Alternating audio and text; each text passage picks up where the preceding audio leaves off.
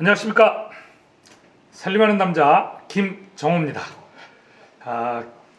시험이 얼마 안 남았죠. 시험이 얼마 안 남았는데 제가 살림기사 실기 책을 가지고 이제 책 소개 겸 해서 필기 때 했던 것처럼 똑같이 이 책을 빨리 어떤 내용이 중요하고 이런 내용들은 반드시 외워야 되고 시험에 나오는 빈도는 이렇고 이렇게 이제 설명을 드릴 거예요.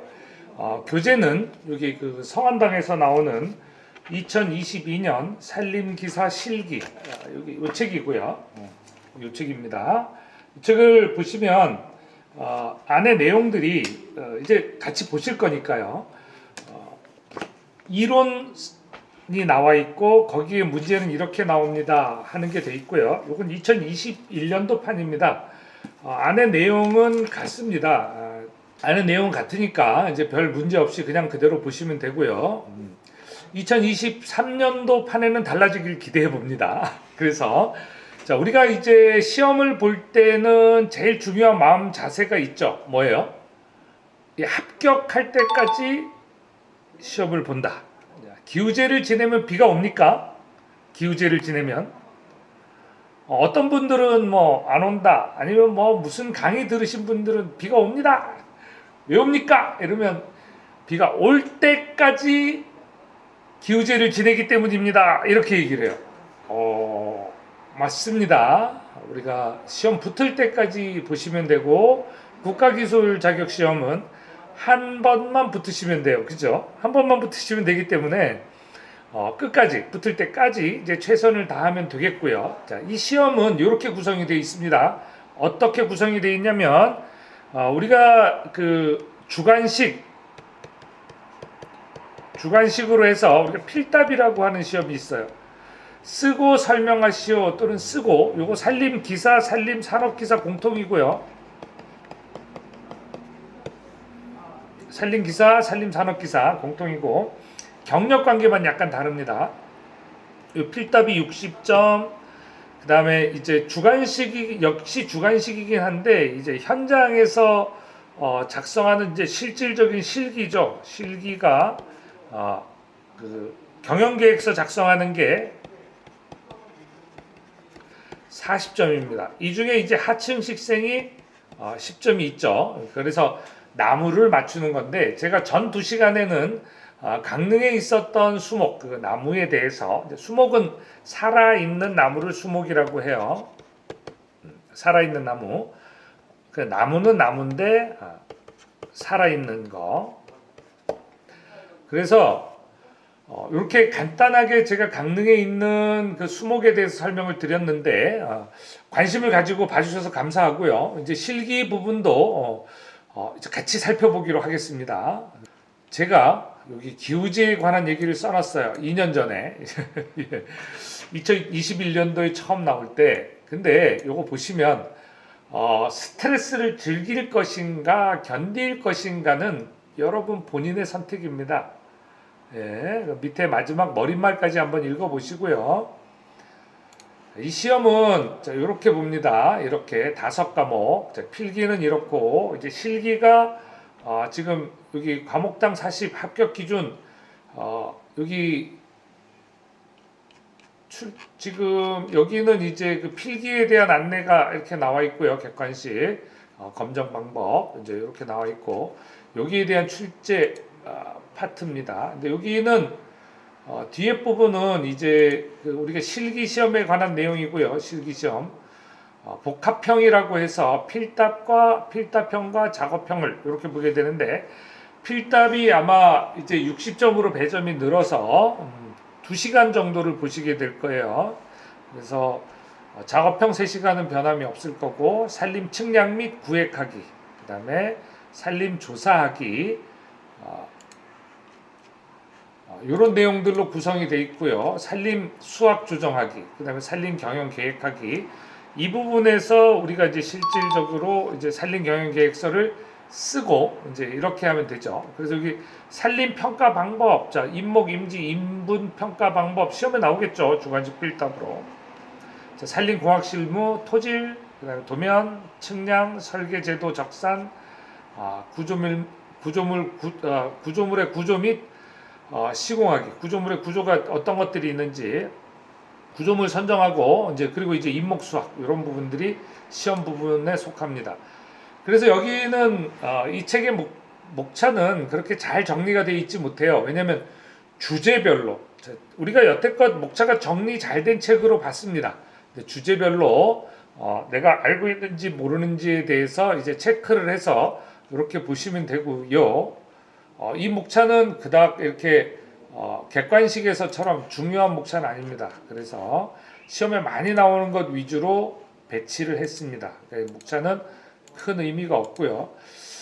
기존에 나왔던 기출 문제들을 혼합해서 하나로 만들었습니다. 한 8개 정도로 이렇게 만들었는데 이 문제 꼭 풀어보셔야 됩니다. 꼭 풀어보시고 여기서 난이도가 높은 문제, 낮은 문제 여기 있는 문제를 만약에 100% 소화하실 수 있다?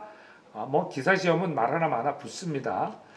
이게 무료 동영상 강의는 우리가 암기 노트가 있고요. 암기 노트.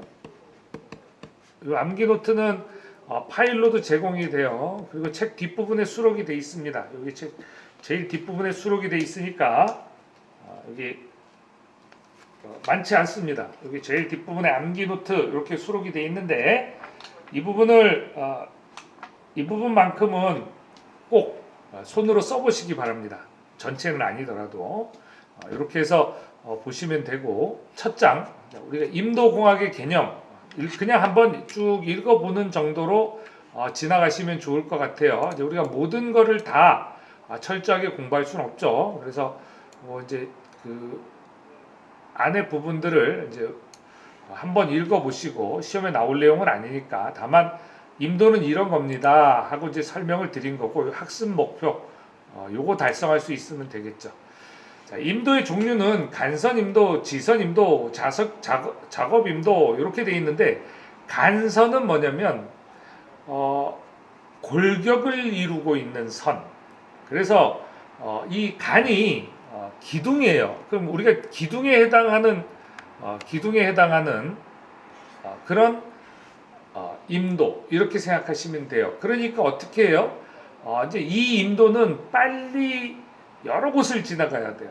근데 이 지선임도는 빠르게 지나다닐 이유가 없어요. 일정한 밀도가 돼야 돼요. 그래서 간선임도가 기둥이라면 우리가 나무라면 나무 같은 이런 줄기에 해당한다면 지선임도는 이렇게 가지에 해당하는 이런 게 되겠습니다. 객관식 할 때 공부해서 익숙하죠. 그래서 여기에 이제 임도를 이렇게 배치하고 여기는 이제 물길입니다. 물길. 그래 간선임도, 지선임도 이렇게 하는데 지선임도는 사실 조금 더 복잡해야 됩니다. 그리고 이제 작업임도는 이제 작업을 위해서 또는 집재를 위해서 임시로 만드는 길 이쯤으로 해서 보시면 될 거고 임도의 필요성 한번 읽어보세요. 이건 뭐 쓰라고 나오지는 않습니다. 다만 한 번쯤은 읽어봐야 되고 임도 설치 대상지는 뭐뭐가 필요한 거겠죠. 조림, 육림, 벌채가 필요하면 작업해야 되니까 거기에 간선임도, 지선임도 특히 지선임도가 필요하겠죠. 그리고 이제 세부적으로 그 안에 임지 우리가 소반까지 들어가려면 이제 지선임도까지 작업임도까지 필요할 거예요. 작업임도 또는 여러 가지 뭐 어떤 형태로든 그다음에 산불 예방, 병충해, 휴양자원, 산촌진흥, 농산촌 연결 여기 있는 게 다 임도의 역할입니다. 무시하게 많네요, 그죠? 자, 그냥 한번 쭉 읽어보세요. 못 쓰는 건 아니니까. 자, 기능에 따른 임도의 분류 한 2, 3년마다 한 번씩 나옵니다. 자, 간선 임도는 뭐에 쓰는 거냐? 핵심 키워드가 요겁니다. 산림의 경영관리 및 보호에 있어 중추적인 역할을 하는 임도. 그래서 우리가 주관식에서 쓸 때는 다른 것들의 이런 것들은 개념 설명하기 위한 거고요. 이게 핵심 개념이에요. 키워드가 되겠죠. 간선임도 그리고 이제 지선임도는 일정 구역의 산림 경영 및 산림 보호 일정 구역. 아까랑 키워드가 약간 다르죠. 그다음에 작업임도는 일정 구역의 산림 사업 시행 또는 임수건별 산림 사업 시행. 이거는 두 개의 정의가 다 키가 되겠죠. 제가 이제부터 여기 우리가 주관식 공부하면서 이제 핵심을 우리가 염두에 둬야 될 건 뭐냐면 키워드를 잊으시면 안 돼요. 이 키워드를 까먹으면 개념을 알고 있는 거야. 채점하는 사람이 채점하기가 되게 애매해요. 그러니까 이 키워드에 해당하는 건 제가 이렇게 앞으로는 당구장 표시를 땡땡땡땡 하겠습니다. 그러면 저게 키워드구나 하시면 되겠습니다. 자, 이용도에 따른 분류 그냥 한번 보시고요. 자, 임도망 계획 시 고려해야 할 사항. 자, 운제비, 목재, 손모, 목재가 이제 닳아서 없어지는 거죠. 근데 사용하는 건 아니고 이제 운반하면서 목재가 이제 부서지거나 망가지는 게 없어야 되고 신속한 운반이 되고 운반량의 제한이 없어야 되고 운제 능력의 제한이 없어야 되고 운제 방법이 단일해야 되어야 됩니다. 그 외에는 이게 키워드 외에는 이게 이제 키워드고요. 이렇게 일기 및 계절에 따른 요거는 이제 사실 어떻게 보면 살짝 핵심 개념을 받쳐주는 거예요. 그래서 전체가 다 기억난다면 좋겠지만 보통 이거 6개, 7개가 다 기억나면 좋겠죠. 그죠? 자, 근데 우리는 머리에 한계가 있어요. 자, 제가 이렇게 하니까 제 얼굴이 좀 작아 보이시나요? 자, 머리에 한계가 있어요. 우리가 머리에 한계가 있으니까 모든 걸 다 기억하려고 하지 마시고 이제 어떻게 한다고요? 키워드 위주로 기억하고 첫 번째가 키워드. 좋습니다. 지금 이렇게 잘하고 계시니까 키워드 생각나신 분, 나 지금 잘하고 있어. 나 잘하고 있어. 자, 이렇게 하시고요. 6개를 다 외워야 되냐? 아니에요. 3개에서 4개만 외우면 됩니다. 보통 많이 외우면 4개 쓰시오. 어쩌다가 6개 쓰시오 하는 게 있는데 6개 쓰라고 한들 우리가 6개 중에 4개 쓰면 몇 점이죠? 66.67점. 67점이구나. 우리 시험은 몇 점 통과하면 되는 시험이죠? 60점 통과하면 되는 시험입니다. 그러니까 어떻게 해요? 이 정도 되면 만족하시면 돼요. 만족하시면 다른 건 없고요. 근데 3개 중에 4개를 뭘 기억할 거냐? 저는 이렇게 봅니다. 우리가 한반 친구들, 우리가 초등학교 때나 이제 중고등학교 때나 이렇게 여러 명의 친구들이 어울려지거나 또는 이제 성인이 돼서 교육을 이렇게 받다 보면 저기 뒤에 조용히 입 다물고 싹 이러고 계신 분이 있고 어떤 분들은 앞에 나서서 제가 총무하겠습니다. 제가 회장하겠습니다. 이러는 분들이 있어요. 우리나라 분위기상 제가 회장 총무하겠습니다 하고 나서는 분들이 별로 없죠. 근데 그런 분들 굳이 기억할 필요가 있을까요? 회장 총무하겠다고 나서시는 분들 굳이 기억할 필요 없어요. 그런 분들은 그냥 안 시켜도 기억이 나요. 그렇게 기억나는 게 뭐예요? 운제비, 목재, 손모, 신속한 운반량 이런 게 앞에 나서는 회장 총무들이에요. 회장님, 총무님들. 자, 이런 분들, 우리 모임을 위해서 고생해 주니까 좋죠. 그런 분들을 위해서 박수는 쳐주는 건 좋지만, 우리가 공부할 때는 그런 회장 총무님 말고 반 저 뒤에서 입 다물고 계신 분 있죠. 어떤 분? 반 저 뒤에서 입 다물고 있어가지고 모임이 다 끝날 때도 그런 분이 있었나 하시는 분들. 그런 게 뭐냐면 일기 및 계절에 따른 운제 능력에 제한이 없어야 한다. 그 다음에 운제 방법. 운제 방법이 뭐가 있죠? 어떤 게 있죠? 운제.